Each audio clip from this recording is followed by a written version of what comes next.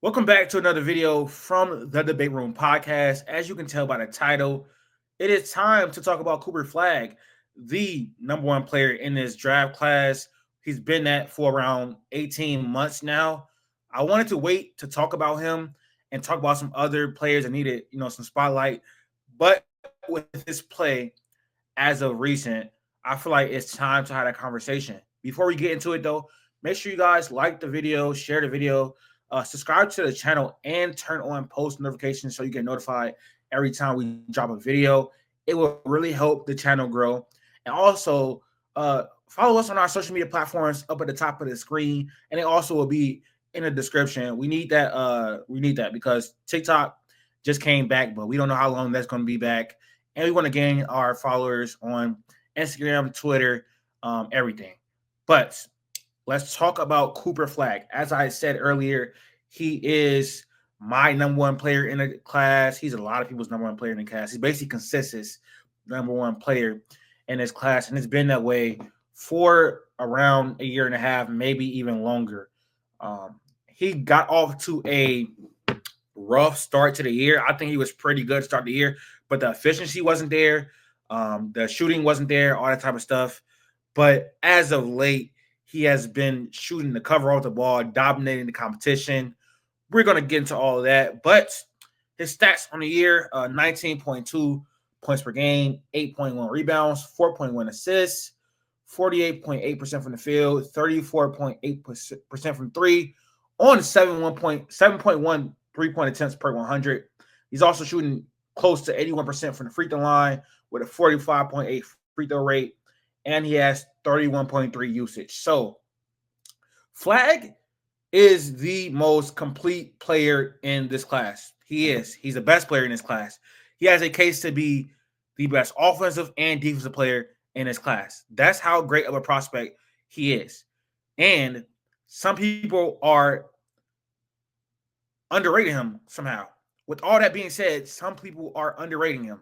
I don't know how that's possible, but they are. They're trying to bring him back down to earth, but he is the clear best player in his class. He leads Duke in every single major statistic. He is one of the best defensive players in the country, one of the best offensive players in the country. He has a case to be the best player in the country as a freshman, and that's extremely rare. Extremely rare. I mentioned earlier that in conference play, he has became even better. I mean, he started off struggling with his jump shot early on and his efficiency. But keep in mind, I mean, his first couple of games were against Auburn, Kentucky, Arizona, Kansas. His non-conference play, especially in the beginning, was very tough for him. But since like Christmas, he's been stellar.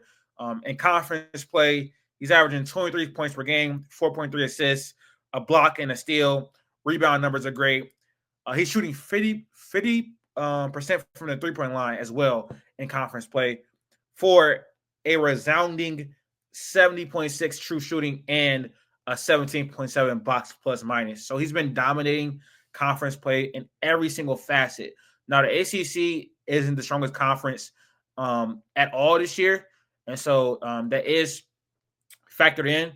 But because of his play earlier on the year against some of the best teams in the country, I'm giving him the benefit of the doubt that he's just drastically improved over the course of the year. And it's shown in his assist numbers, efficiency going up, and also his three-point shot going up as well. So the conversation, especially around Cooper, was a bit odd. I mean, people made their minds up that, oh, he doesn't have the flashiest handle.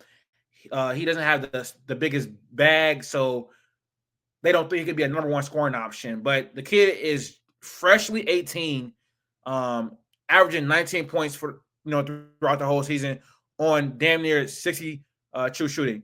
That's not something freshmen just do. That's not something freshmen just do at all. That's incredibly rare. And I get the concerns about his handle and his creativity as a driver, but when he's giving you the volume he's giving you with the efficiency he's giving you at his age, you should feel like almost that he can be a number one scoring option because the handle is developing, the individual scoring is developing. And he also gives you a floor as a his floor more so is like a dominant play finisher type of guy at the next level. So of course, like always, I do have film. So we're gonna get to that, and I'm going to let you guys know some of his strengths and some of his improvement points because I don't think he has a lot of weaknesses in his game at all. All right, so we got the film up, and I want to start with Cooper with the thing I think he is best at, which is just slashing. He's arguably the best slashing prospect in his class.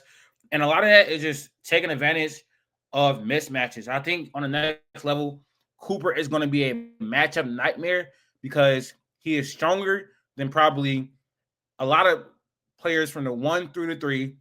And if you put a 4 on a 5, if you put a 4 or a 5 on him, he is probably going to be quicker than those players and able to, drive past him. So let's start with some of this film.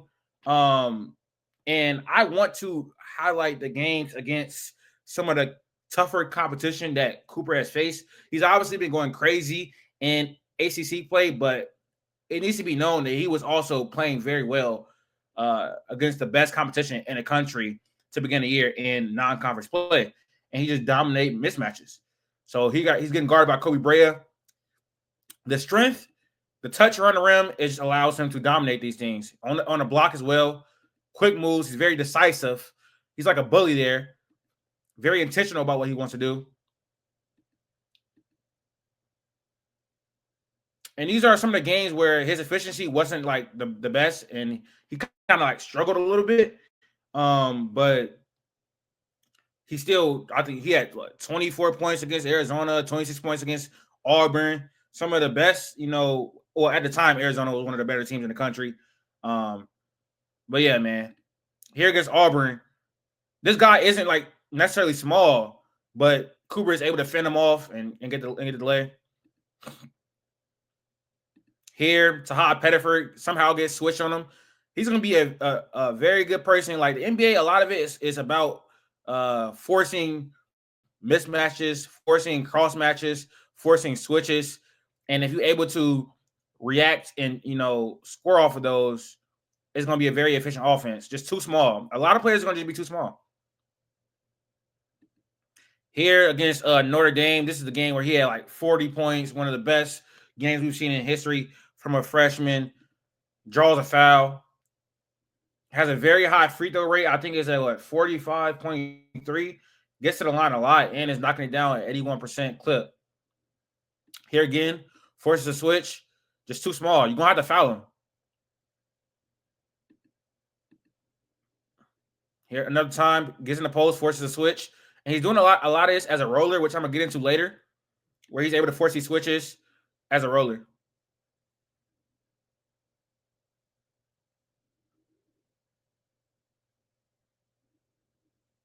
He was just dominating Notre Dame. Like, it was bad. Very sad. All right, now let's talk about his play finishing because coming into the year, that's basically what you knew Cooper was going to be on offense, a play finisher, a very dominant one. I think he'd be one of the better ones in the league, despite being like a 3-4. His play finishing and his ability to pass out of that, pick and roll, which I'm getting to later, is very, very good at the age he is at for sure. He is capable of being a screen and roller and getting in that short roll and making decisions. Here he sets screen, rolls really hard, finishes. Khan and Flagg, this action where they do the basically like forward ball screen has been really efficient for Duke this year. It's a really good source of offense because of how good of a passer Khan is and how good of a roller and decision maker out of the short roll that Flagg is.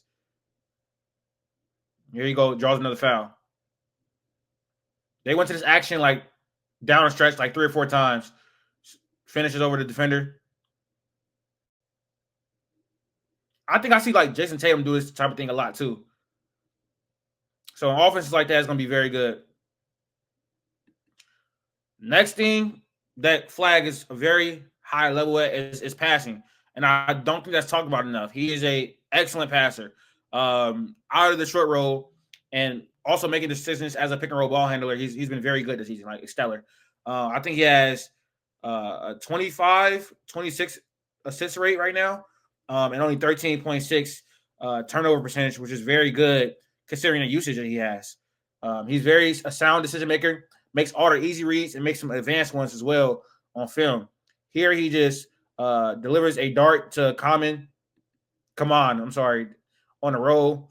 He's also been that pairing has also been very efficient for Duke because of how great of a roller Common is.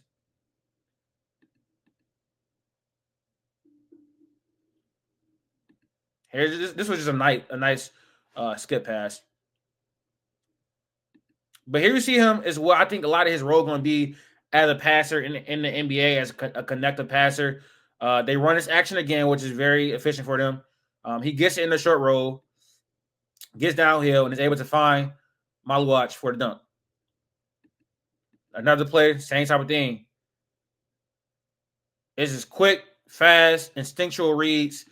Seems like second nature to him. So he's one of the best, I think, wing passing prospects we've seen in a very long time. Gets here and again off the roll. Maluach isn't able to handle it. Here he posts against his zone, and he uses his height a lot as a passer to just see over the defense and make reads. This was a very good skip pass over the defense. And then obviously you got to talk about the defense with Cooper. You got to talk about the defense. He's one of the best defensive prospects over the last decade. I would say at minimum top 5 as far as the defensive prospect. He's a very, very good help defender.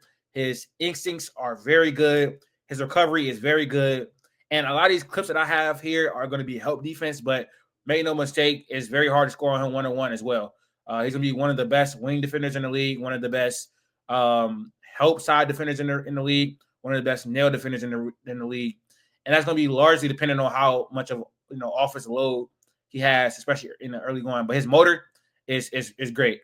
You see on all these type of plays. And he contests a lot without fouling too. Here you see, like I said, very instinctual, very good help defender. He sees the roll, sees it late, but is able to get over and affect the shot.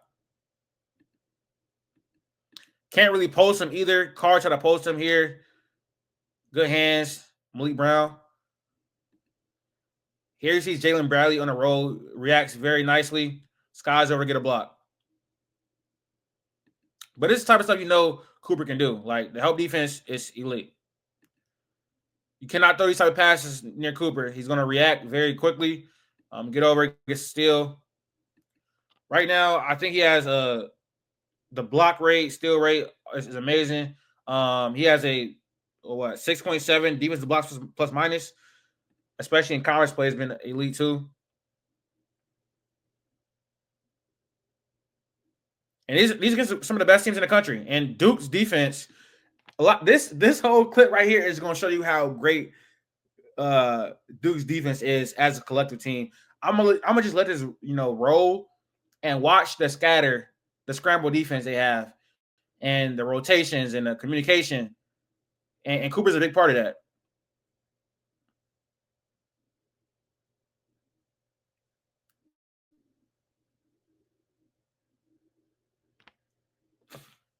All right. So I talked about his slashing ability, his ability to take advantage of mismatches. But when he gets a 4 or a 5 on him, someone that he can just run through, just impose his will on, and he can do that to a lot of players. Actually, the guy he's getting guarded by here, he did that against him on a few plays, just imposes a will. But you also need to have counters, and so I wouldn't say this is necessarily a strength of Cooper's right now, but he's adding it to his game, and it's an improvement point for him. His mid-range shot making, I think he is at around 41.8, a good percentage right now, a decent percentage, 41.8 in the mid-range area on about 4 attempts per game. But this is a valuable counter for him. He needs this in the game.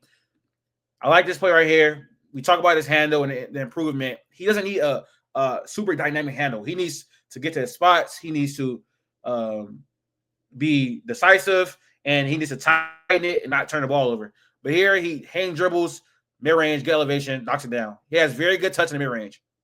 Here behind the back, pretty nice handle. If I say so myself right there, knocks it down. And this was just beautiful. Oh my god, I just went all the way back. My bad, y'all. Hold on, let me find the clip. Still defense. Yup. Press the wrong button.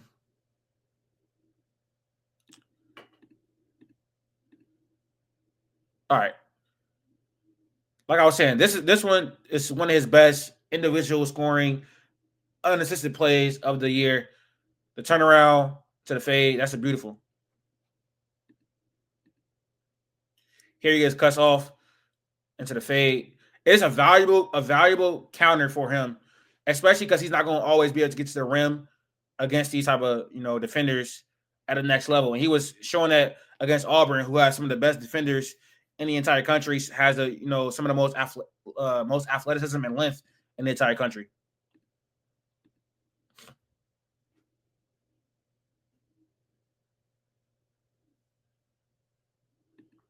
I talked about a lot about Cooper's strengths, but his 3-point shot is coming along nicely. He's shooting 50% from three in conference play. It was on full display in this 40-point game against Notre Dame.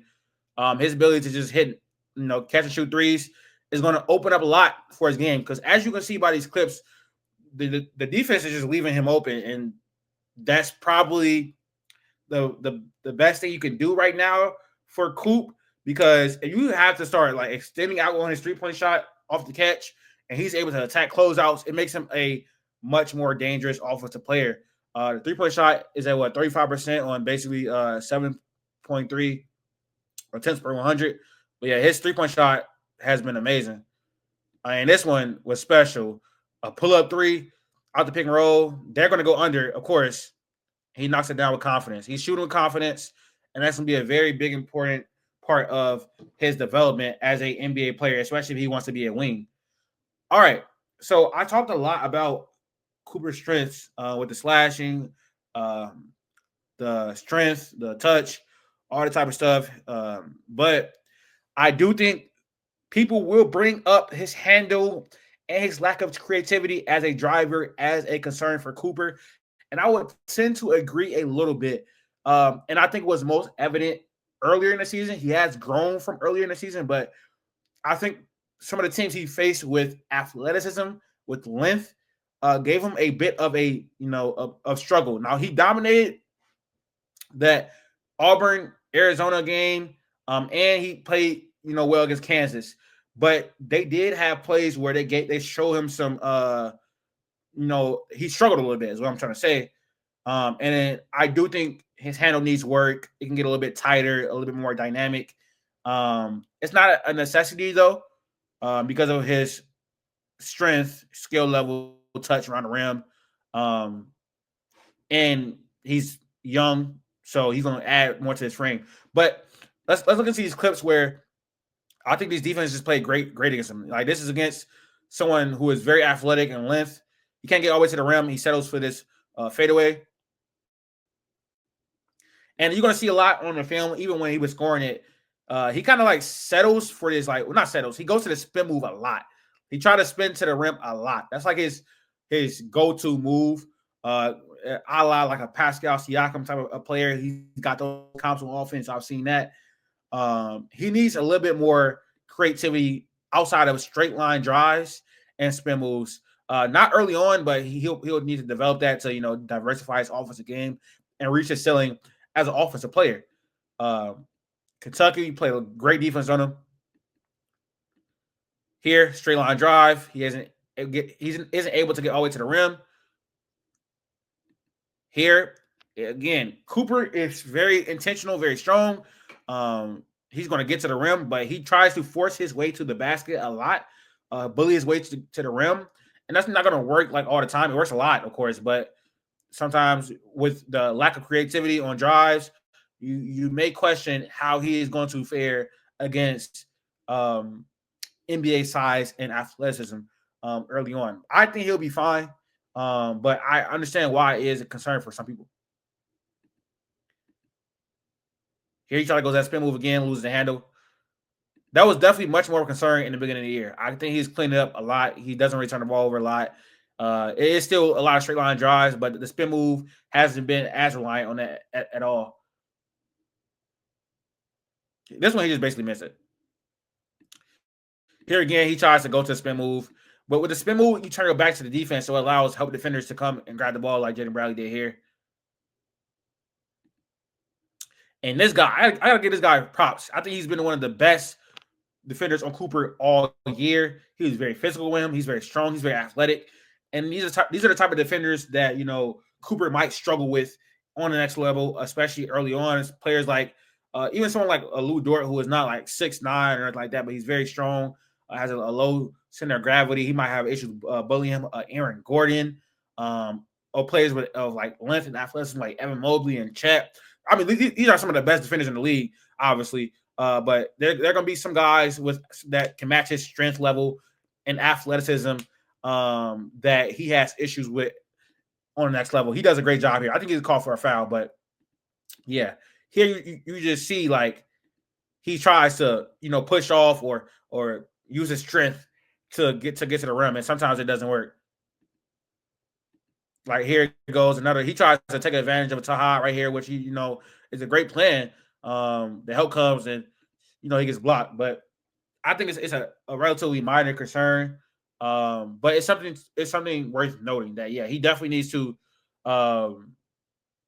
you know diversify his drives a little bit, add some counters, go to that mid range a little bit in order for him to really hit his ceiling as an offensive player, which I think he definitely can.